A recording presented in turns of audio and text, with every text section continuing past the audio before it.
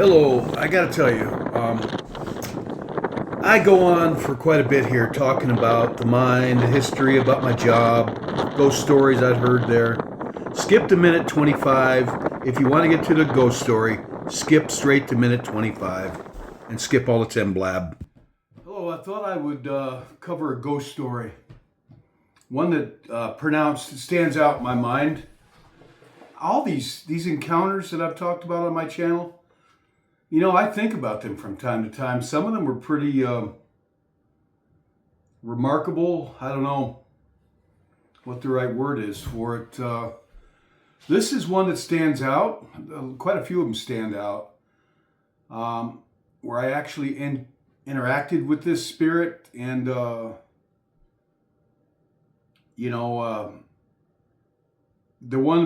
thing about this is. This was a very menacing spirit, threatening, menacing, not well. I mean, I saw the whole person about from me to you where the camera is, as clear as I'm showing up, and interacted with this entity, a man, not really sure what to think of him. But he was definitely tormented. He was not in a good place. I'll get into that. This takes place when I worked at the salt mine in Lansing, New York. Cargill De-icing Tech was the company. The salt mine is in Lansing, New York, and it goes under where I live in the Finger Lakes, Central New York. There's 5 lakes, the Finger Lakes they call them. And they have, like, from the old dinosaur days, whatever, when all this whole state of New York was underwater, and then the water receded and the glaciers and all that stuff came into play, and we'll wind up with 5 Finger Lakes. And, all the marine life that lived and died over 1 million years or whatever, settled down to the bottom, calcified, salt too, I guess salt from the ocean, and you wind up with rock salt. So I'm not going to get into geology of it, but there's salt about, you got to go down, so it's about, Cayuga Lake is 800 feet deep, and the salt, there's different levels of it. But the salt that they mined there was 2,500 feet deep down. So you go down 2,500 feet beneath the lake.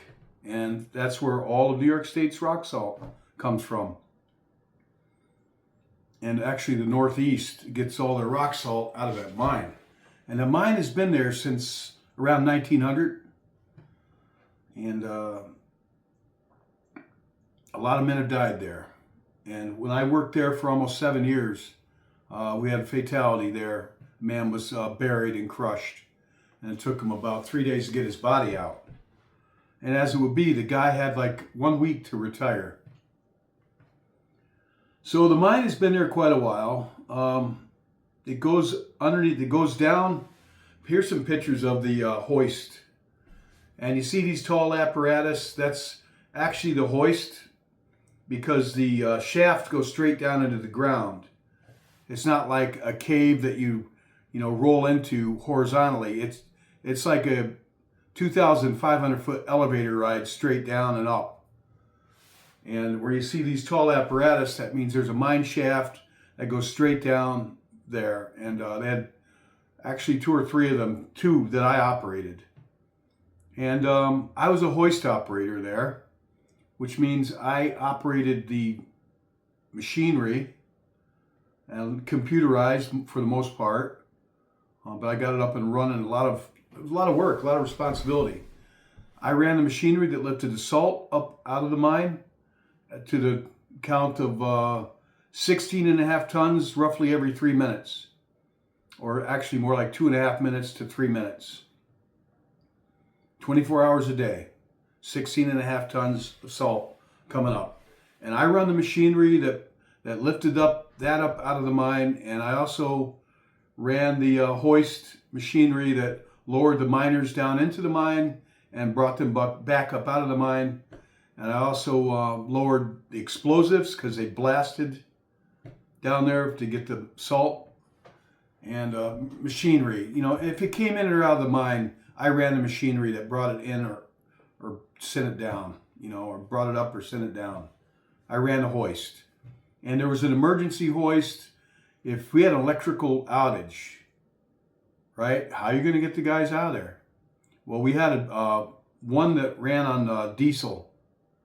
It's like from the 1950s. It had this massive diesel engine. And I'd get in this like a cage with levers, like a crane. And I had like little metal foot levers and things, and I would operate that thing. So that if all electrics went out, I had this time-proven 1950s hoist diesel run. They had a name for it. I forgot what it was, but it really bounced people around pretty good on that one. So that's what my job was there. And I was below ground a little, but most of my job was above ground, running the hoist. And I'm going to put some pictures up here and there of pictures that I took because I went through, you know, my photographs and found as many as I could of me and the mine years and the mine. Just kind of put the setting in place for this story. Also, I'm taking some images off the internet of the mine. And I'll just flash them up. And if you see pictures of me, it's just me being goofy back, you know, 12, 13 years ago at the mine. But it was a good paying job. And it had a lot of responsibility because if I made mistakes, people would die. And again, a lot of men had died at that mine. And a lot. I don't know how many, like, I worked with this guy that was a miner there in the early 60s. I mean, they hired a lot of old guys there. So this guy was like 70 at the time. And he was telling me about it back then, and they didn't have the rules and regulations back then. And guys would get really drunk on the job at the mine. They would drink whiskey and beer while they were down below ground working. And I can't even imagine that. And they would brawl and play a lot of, there was bullying, and it was a rough place, especially for a new person. But it definitely wasn't that way when I was there. It was very regulated. MSHA, Mining Health and Safety Administration, like OSHA. But so I ran the hoist, and I worked the third shift. And I want to say also, there were a lot of ghost stories there, not just the one I'm going to tell you. There were ghost stories, a lot of them below ground. Like I said, a lot of men lost their lives there. I can tell you a few I knew of. There was a man that was electrocuted underground because everything's got a lot of high voltage running a lot of that equipment. And a man was electrocuted. There was a supervisor with one of the guys he was working with, and they made a careless mistake, and they were both buried alive in salt. A man fell down the mine shaft, and his name was Robinson. I remember that, his name, and 2,553 feet to the bottom. Depends upon which shaft you fall down. And somebody had witnessed it. The old guy witnessed it. He told me the guy was right on the edge and just lost his balance and went over. And he saw it. Howard did. And he told me that they didn't find anything of the guy. The only thing, this is what he told me. And I knew this guy pretty well. Howard, I don't think he would have made this up. He wasn't like that. He said they found his head at the bottom. And real odd, his head still had his glasses on. Somehow the glasses didn't fall off. That's what he told me. The rest of the body was never recovered. Because if you fall down that shaft, it's not just like a smooth tunnel going straight down. There's all kinds of oak timbers and bars and pipes and cables and rocks and ice ledges. It's pretty rough. You know, the mine shaft going straight down and rocks sticking out. And So, and then there was a story of a woman and a man who committed suicide at the mine shaft. And then there's a ghost story of a miner they call Old Red Eyes. I've heard a couple of guys tell me about him. They've seen him in the old part of the mine, which was called 4 level, because there are parts of that mine that they don't use anymore. I mean, it goes all over under Cuga Lake, and it even goes up underneath Ithaca, the city of Ithaca, which is at the south end of Cuga Lake. Old Red Eyes. He was dressed in, they say he wears old miner clothes with an old miner hat. And one guy said he had these really old-fashioned looking work boots with square toes on them, leather. And they said you just see him walking by. He doesn't do anything threatening. One guy said he saw him walking by and he just turned and waved to him and his eyes glow red. He said the guy turned and waved to him and he just kept walking and vanished. And they call him Old Red Eyes. And they've got a room down there in the underground they call the Elvis Room. And that's closed off now. It used to be an office area. They have offices down there, maintenance shops, and some of them are just closed off. And I went down there, I looked, and you could see some of them with your miner hat. You turn it on, you like a flashlight, and I seen like tables with like a whiskey bottle sitting on it. Looked like, and I collect old bottles, and it looked like it'd been sitting there for almost 100 years. But if they're working in an area and they deem it unsafe, nope, nobody's allowed in there, and they just leave the stuff there. Office equipment, chairs, tables, nobody goes in there. So they have a room called the Elvis Room, and I heard that just a lot of weird stories, that just weird stuff happened in there. Everybody said that. There's like poltergeist activity going on in there. On the surface, my supervisor, Vince, I don't think he works there anymore. But I'm going back, 10, 12 years here, or so. He worked underground, and all I know is he said he saw something down there, and he said he would never go down there again.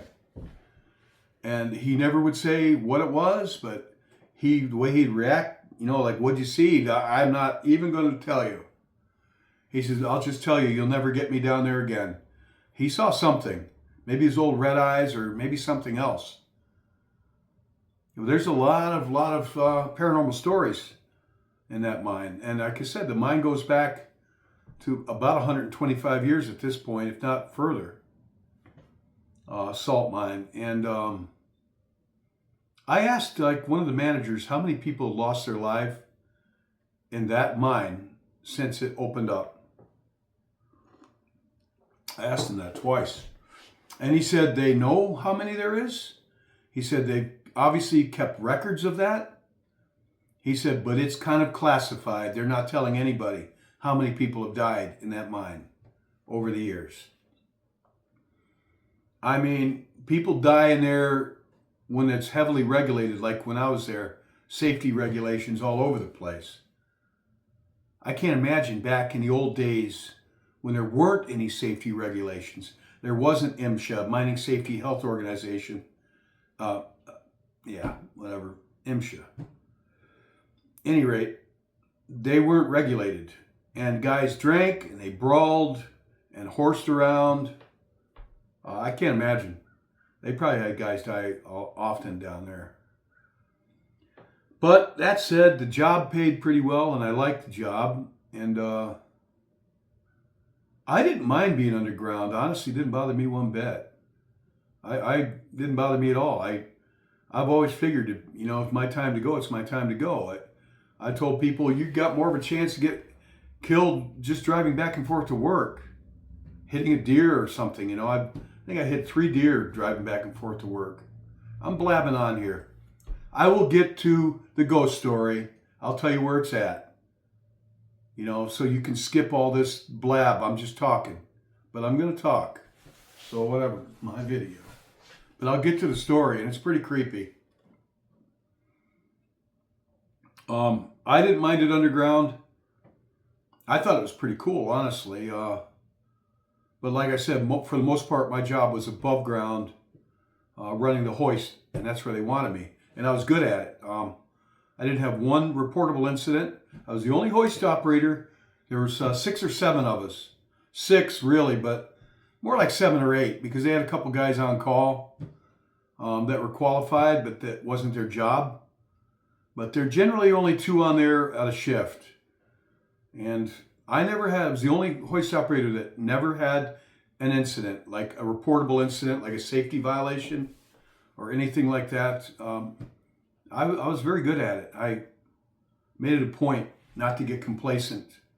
And I kept things clean and maintained, and very good at communicating with people too, because a lot of it was communication. Not to throw that lever at the wrong time, and you had to watch the gauges, because that thing could be coming up 2,500 feet. It took 5.5 minutes for it to get to the surface from the bottom. And it had ice flows in the mine shaft constantly. And the cart would come up, the skip, they call it a skip, which was like a 2-story elevator. You get about 8 or 9 guys loading on the top, 8 or 9 guys would load on the bottom part of it. And it'd come up through, and sometimes it would hit ice flows, and it would get caught in. And you could tell that, 2,000 feet above, because I'm watching the voltage meters in front of me while I'm raising this thing up. And if all of a sudden it spikes, I know it caught something. And if that happens, then I got to get people down there. And I lowered up guys down there with equipment to knock the ice away. So it was a pretty cool job, pretty demanding. I liked it. Honestly, I liked it. They had good parties, Christmas parties. I found a clip of one. I don't know if I might put it on here, but...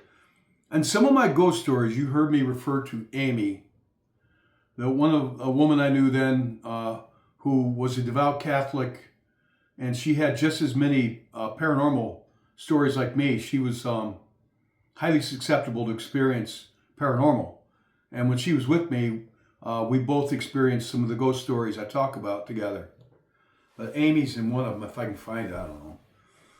Just all the miners at a Christmas party, and part of the reason I'm putting all this up here, just kind of like my memory scrapbook too.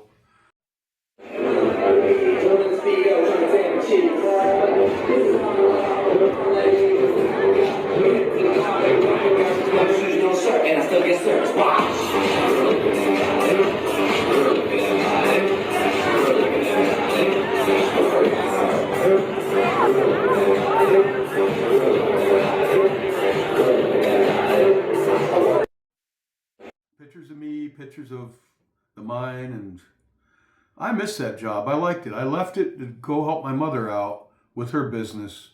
My mother was getting older, and she kept telling me that she really needed me to get involved in the family business, which I didn't want to, but it's my mom. And it was, she ran a nursing home. So that's how I left the mine after 6.5 years. All right. Oh, there's so much to that job. I'm going to get to the story, all right? Again, I work nights, 3rd shift.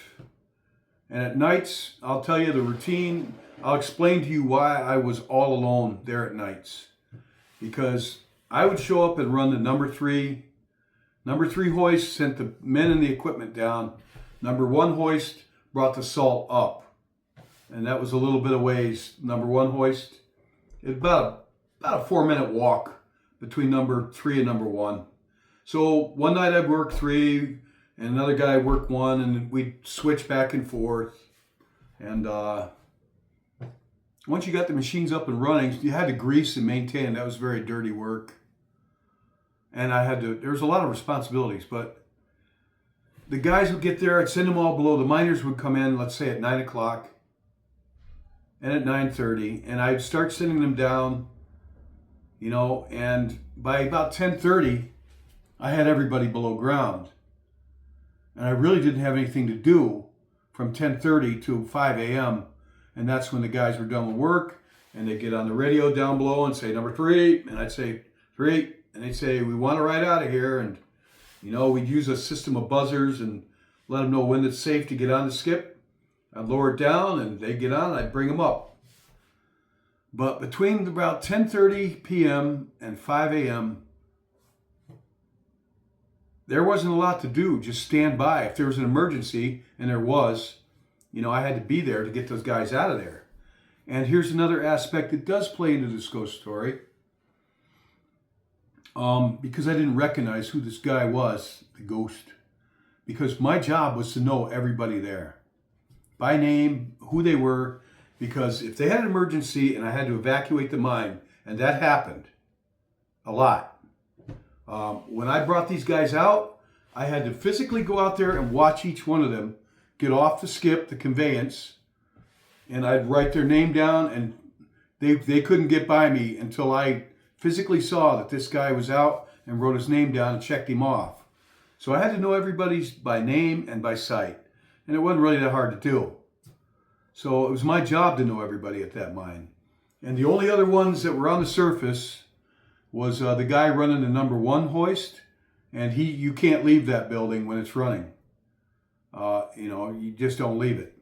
And there was a couple of maintenance guys, and once they got their work done, they went to the maintenance shack, which was a little ways off, and nice and cozy with a coffee pot and a refrigerator, and they played cards and, shot the shit, breeze, whatever, and they all were good friends. There were about 3 guys.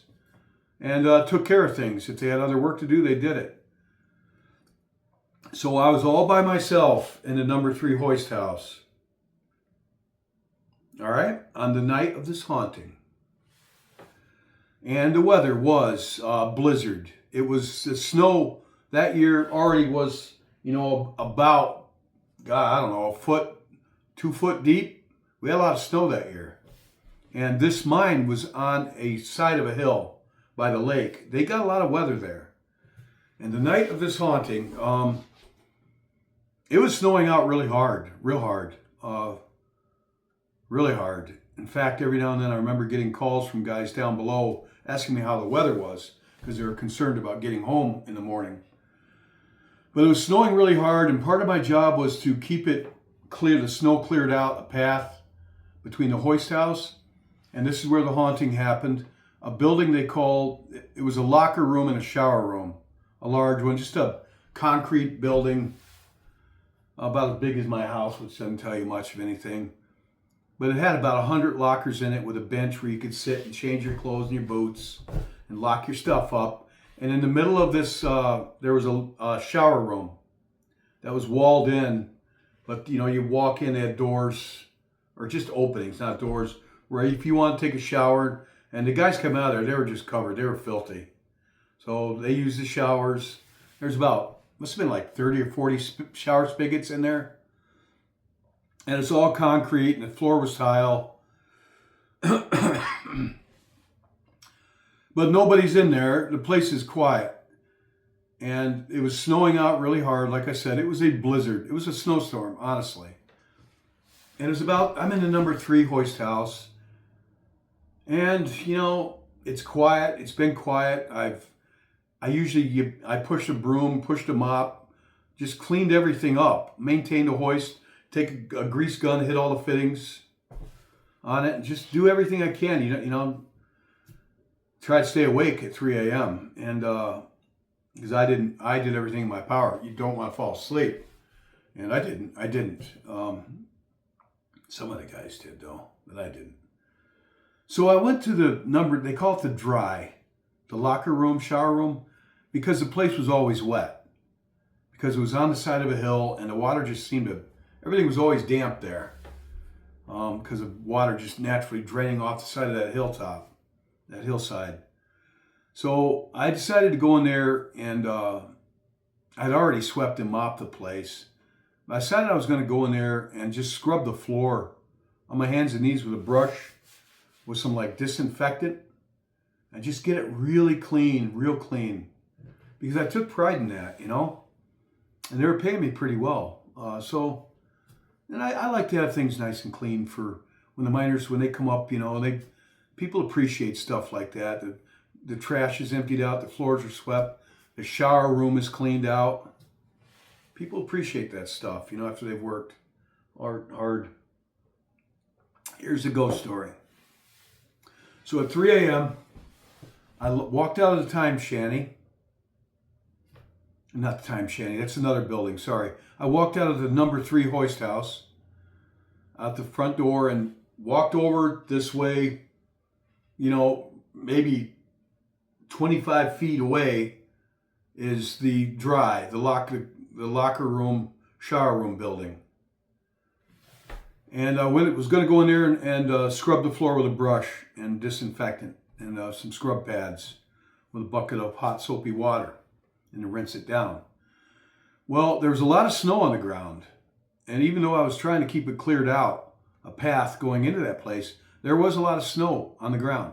And I can tell you, because I made note of all this mentally that night, there were no footprints leading into that place. I would have seen it. There were no footprints going in there, and the only other door was in the very back of this place. And it was just like an emergency exit, and there definitely wasn't any footprints back there. It just opened up into weeds and snow that was probably about that deep by this time.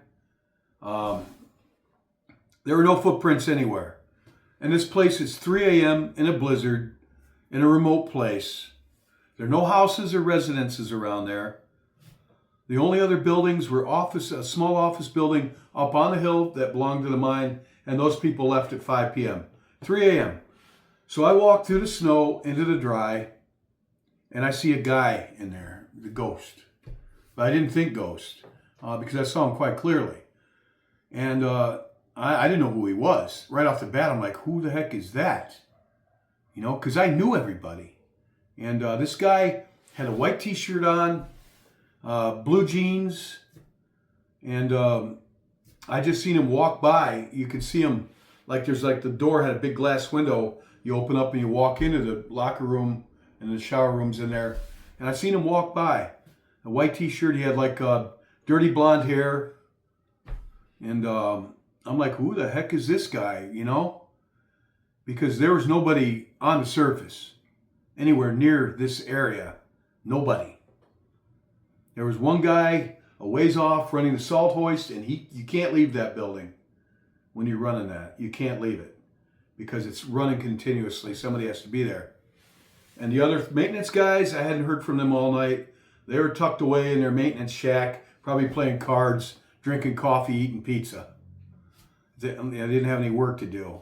And so I just didn't hear from them or see them. I'm like, who the heck is this guy? And I walk in there and I saw him again.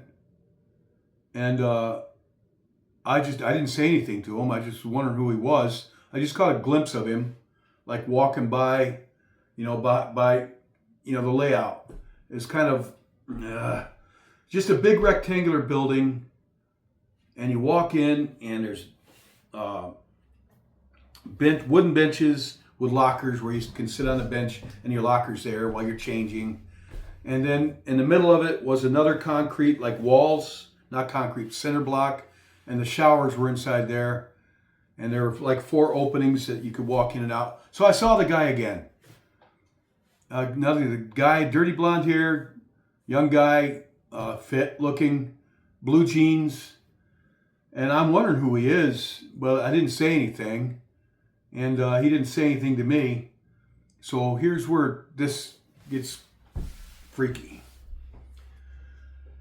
I go in the shower room and I start down on my hands and knees and I'm scrubbing because by the drains where it looked like it needed to be scrubbed and cleaned. I wanted to clean it up where the shower water drained in, get all soap, scum and stuff. And as soon as I go in the shower room and I'm on the floor, on my knees, scrubbing away, that guy walked in. And he's probably, 7 feet away from me, maybe 8. And he's not saying a word. And I got heebie-jeebies the minute he walked into there. It wasn't natural. The way he just followed me in there. As soon as I went in there, and as soon as I started scrubbing, he walked right in there and he just got up against the wall right by me and he just staring at me. And I always say he looked like James Dean because that was a pretty close, I found these pictures of James Dean, right? And that's not to say he was a split image of James Dean, but this is actually pretty close to what he looked like. Except he had more muscle on him than James Dean in these pictures from the 1950s, the actor. He had more muscle on him. Otherwise, the face kind of looked like James Dean. And his hair looked about the same. You know, it was kind of dirty blonde. And he had a little more greasy kid stuff, we used to call it. Because I'm old enough to remember when they used that stuff, they put it, when we used to comb our hair, you'd put this stuff, it was called Prel. And you'd grease your hair back. You know, that was just going out of style when I was a kid, fortunately. But my mom made us all grease our hair back. And this guy had more of that than the picture of James Dean here. And he had more muscle. And he was pretty lean. Pretty fit looking. And he wasn't smiling. He was glaring at me. Scowling. You could say, I don't know if you'd call it a scowl, but he definitely wasn't smiling. So this guy, and he's wearing a white t-shirt and blue jeans, and not like designer jeans, like old, you know, like,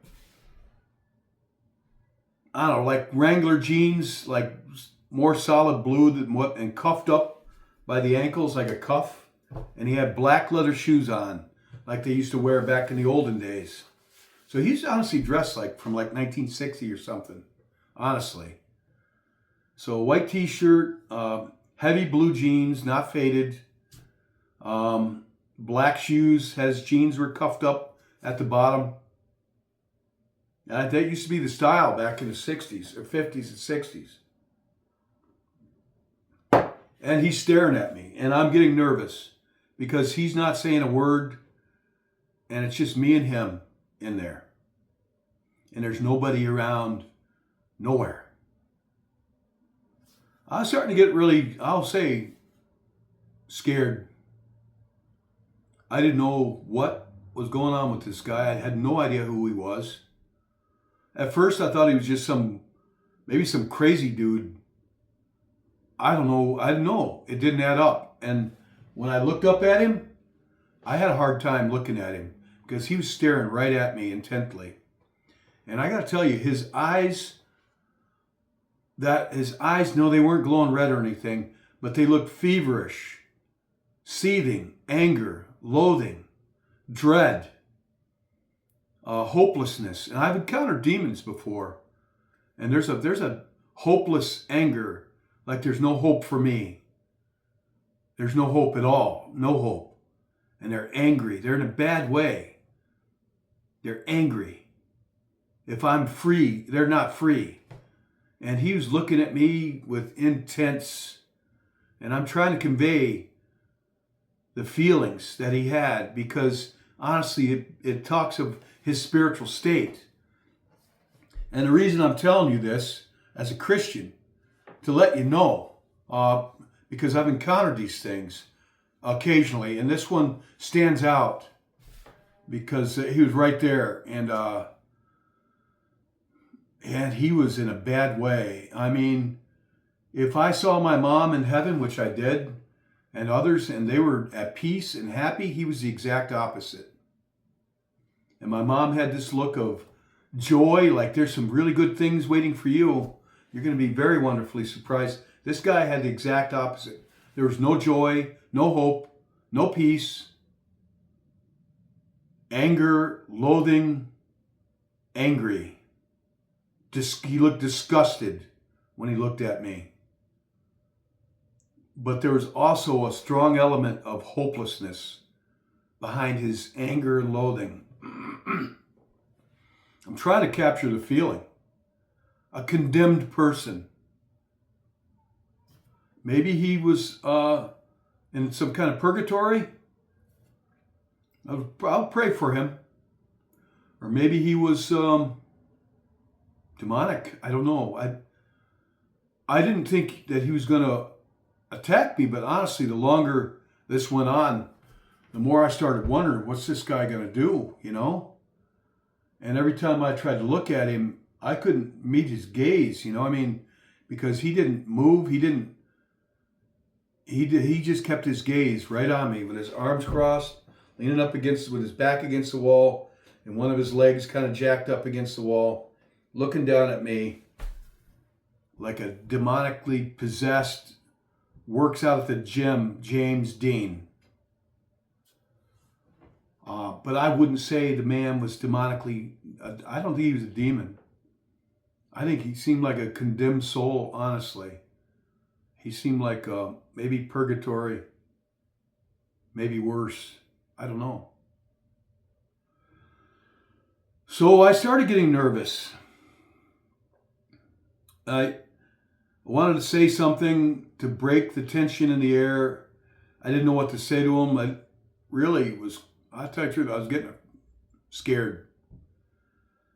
And yet a part of me was wondering who this guy is and what's going on. So I said something. I said, I'm scrubbing the floor down on my hands and knees, and he's standing there glaring down at me. He wasn't saying anything, so I said, just scrubbing the floor here. It sounded pretty awkward, but that's all I could come up with. And he mocked me. He just said in a really low, kind of mean kind of tone, scrubbing the floor, huh? And oh my God, this guy is really creeping me out. I said, yeah, killing bacteria, killing germs. And he said again, he goes, killing germs, huh? And he still didn't move. And this went on for, I don't know, 5 or 10 minutes, which seemed like an eternity. But after I said, yeah, I'm killing germs, which sounds really weird, but I was scared. And he says, killing germs, huh? And I can't even do his voice.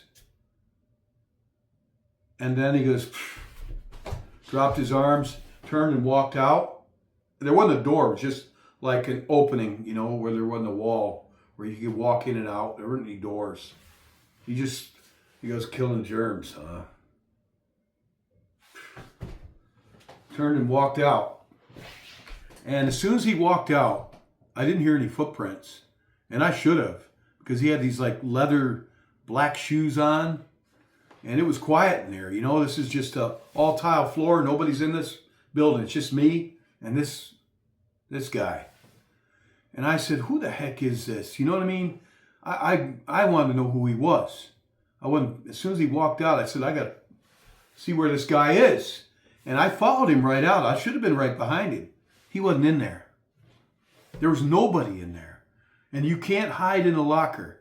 These locker, you know, it said locker, like that wide, big enough for you to hang your coat in. Put your helmet in, about that wide. A locker, like a school locker. This guy wasn't going to hide in there.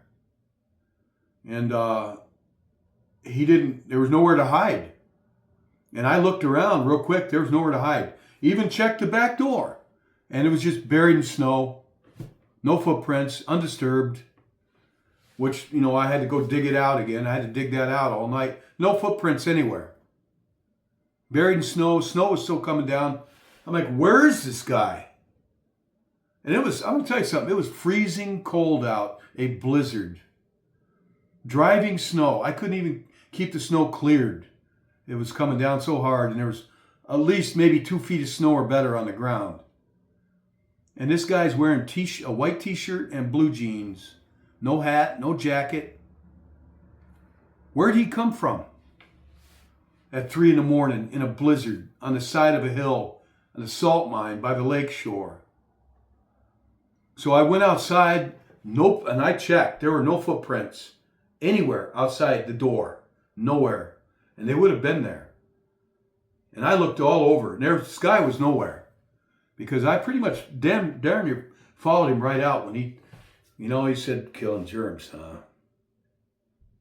He just dropped his arms and turned and walked out. And I was pretty close to being right behind him. Because I want to know who this guy was, what was going on.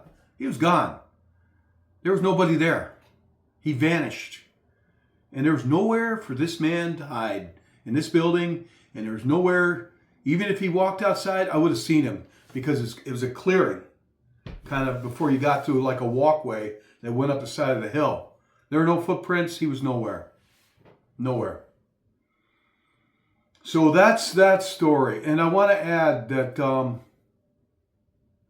I forgot to add, I should have said this earlier. Before I went into the dry to do the work, I'd never seen a ghost there. Me and the other guy had seen a ghost there before, both of us. But it wasn't that guy. It might have been him. But we'd seen a guy quite clearly, like a white shadowy figure, walk across the yard, the mine yard, and go up the stairs. Me and another guy saw that, and one of the other hoist operators told me he saw a ghost there, but he didn't tell me what it looked like.